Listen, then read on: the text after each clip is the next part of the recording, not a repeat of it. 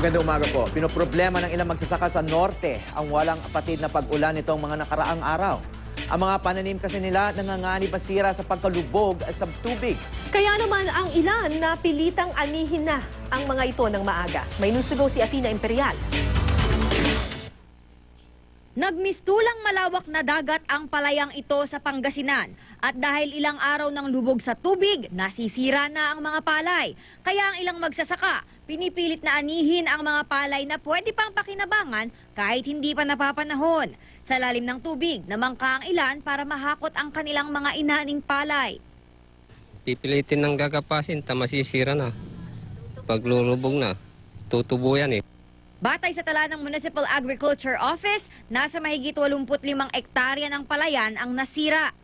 We have already a total for the whole entire Calasiao, entire municipality, we have a total of about 200 affected area. Sa Ilocos Region, problema rin ng mga magsasaka ang walang tigil na ulan mula pa nitong weekend dahil sa habagat. Namemeligrong masira na rin daw kasi ang kanilang mga palay dahil lubog na ang mga ito sa baha. Ang mga mangingisda naman sa bayan ng Kawayan hindi makapalaot. Nangangamba raw sila dahil sa naglalakihang alon sa dagat. Hindi rin daw sila makatulog sa gabi dahil sa takot na mabulaga ang kanilang mga bahay ng hampas ng alon. Athena Imperial, GMA News.